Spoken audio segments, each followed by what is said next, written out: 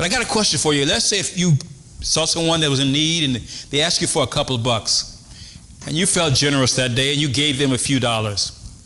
And as you were walking away, they said, excuse me, I just want to let you know that I'm not really homeless. I was just trying to find out how many people were willing to extend a hand. And for your consideration, I want to give you, $500. Question, would you take it?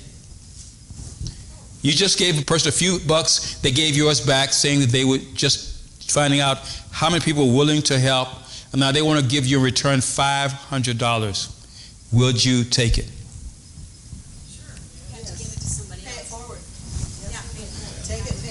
Okay, see, y'all in church. It's just a church answer. That's a church answer. Yes, we would get it. We would give it directly to the poor, Pastor. We would. But that is really the principle of giving, isn't it? The Bible says you give, and then what? It will be returned. Pressed down, shaken together, and overflowing.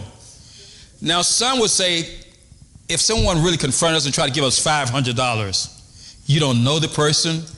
You gave them a few bucks, they want to give you $500. Some of us would say, no, I'm good. I'm okay with that. But you're missing the whole principle of giving. How many people could you bless, as you said, with the 500?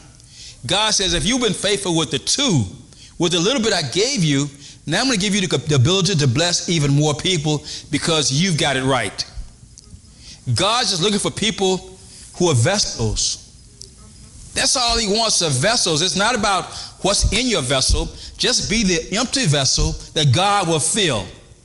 And he wants to fill every one of us. But we have to be willing to be that vessel that God can use. And we were saying that obviously when we have money like that, we like to give it to a worthy cause also. We like to give our money to a place where we think our money is going to stretch and go farthest. So we'll sometimes give it to the Red Cross, United Way, or our favorite charity, or we give it to the church because, then it's going to go a long ways because that's the greater part of a mission.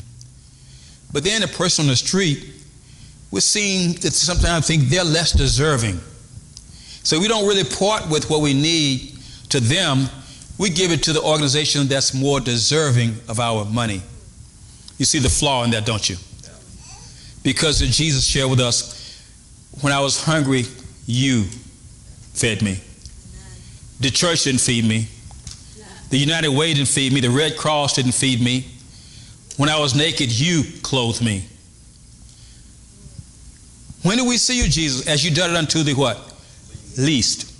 So in other words, Jesus is saying, I'm looking at what you're doing to the least, not to the greater.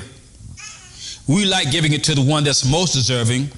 Jesus says, when you give it to the one that's least deserving of your time, least deserving of your effort, least deserving of your energy, that's where Jesus wants you to be the blessing.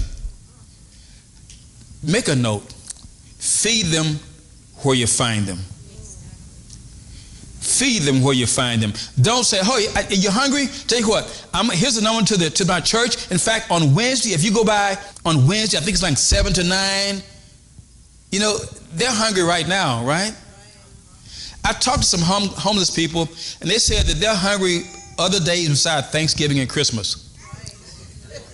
Because the church can really show up on Thanksgiving, can't we? We're going to give out 1,000 turkeys. Our goal is to give out 1,000 turkeys for Thanksgiving.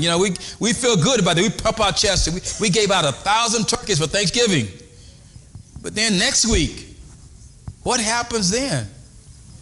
Again, it's the ones that are least. Jesus said in Matthew chapter 25, verse number 40, and the king answered them and said, surely I say to you, inasmuch as you've done it unto the what? Least of these, my brethren, you have done it to me. Number one, the mission seems impossible. The mission that God gives us, the mission that you're on, the mission that God sets before you seems to be an impossible mission. That's how we sometimes know that God's in it. But what's too big for you is not too big for God. Impossible situations always evoke emotions. We feel like someone put a task on us and we get angry, we get upset, we're in denial. I can't do this, I can't believe it, there's no way this can happen. That's the first response. Oftentimes we should let our first emotion just pass.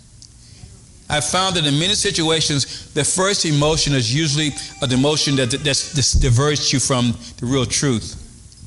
Because immediately when something happens, you want to go to that first emotion. Anger, frustration, denial, whatever is your sounding board, you want to go to that for the first one. Look at this Rubik's Cube. This was the guy who invented Rubik's Cube. His name is Erno Rubik. Erno Rubik. And he invented this in 1974. When he invented this, it was a great invention, but he didn't know how to solve it. He had no idea how to solve this Rubik's Cube. And here's what. They sold millions of these. Millions were sold, and people were just trying to figure out how to solve them. Nobody could figure it out. And then the geniuses came up with the idea that it was impossible. Because they found out how many variations there are. There's like 43 quintillion variations there are. So if you did solve it, it'll take you years to solve this Rubik's Cube. That's what the experts are telling us, showing that it's impossible. How could he invent something that you can't do? That's a stupid invention. And then there's a 12-year-old boy, a little schoolboy, who solved it. Probably others did it. But he's one of the first ones. He wrote a little manual on how to solve the Rubik's Cube. And he became an instant millionaire. He sold millions of copies of his little journal about now all the people who had them could solve these things they had. What I'm telling you is part of your mission could be helping people solve their problems. Your mission, you may be a great problem solver. You may be even looking at your situation. God may be taking you through something for a purpose. And as you make it through that, God gives you a solution in your pain. And you go back and you help somebody else. God makes you that gives you that burden of going back and saving others from what they're dealing with. Another interesting fact about the Rubik's Cube, once it became solved, then the people started doing it for time. The fastest Rubik's Cube, the fastest one who solved the Rubik's Cube, 5.25 seconds. Wow. 5 seconds to solve one. And then they went further than that, blindfolded. The record is 21.5 seconds, blindfolded. Something that was initially thought impossible. People are now breaking down barriers. They even have people solving it with their feet and everything.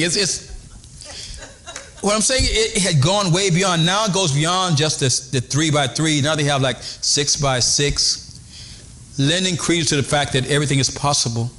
Sometimes you got to look at your situation like that Rubik's Cube. It seems impossible. It seems impossible. But you got to know when God puts something right there in front of you, there are ways to do it. You know, he brings you to it. He'll bring you through it. We always say that. You got to believe it. When it comes to you, put that in your mind. That God didn't bring you this far just to bring you this far. What God gives you oftentimes is beyond your sight, but not beyond your faith. It's beyond what you can see, but your faith is not how we go by sight, right? We walk by faith, not by sight. It can't be by what we see. So when God puts something before you, a mission is before you, you can't think about it. You're not going to see it. It's not going to be clear to you. And you've probably heard this statement before. I don't see how this is going to happen. I don't see how we're going to make it. I don't see. And the word there is see. You hear that? Many times we will stop because I don't see how this is going to work out. I don't see how we're going to be able to go this, When we started 3 years ago, we might not, some people, I don't see how we're going to be able to, pay that, whatever. We couldn't see it. But it's by faith that things happen. We believe that we have to see something, and seeing is believing. Here's faith talk. Believing is seeing. We believe that we have to see it, and then we believe it. Faith says you have to believe it, and then you see it. That's God's perspective. Which one do you believe? Do you believe it when you see it, or do you see it, or do you believe? You get it. I can't say it 3 times in a row. You believe, the Bible says, believe those things that you have received them, and you shall have them, right? Whatsoever things you say, when you believe it, believe you have, not that you will receive it. No, I will do it. No, believe that you have received it.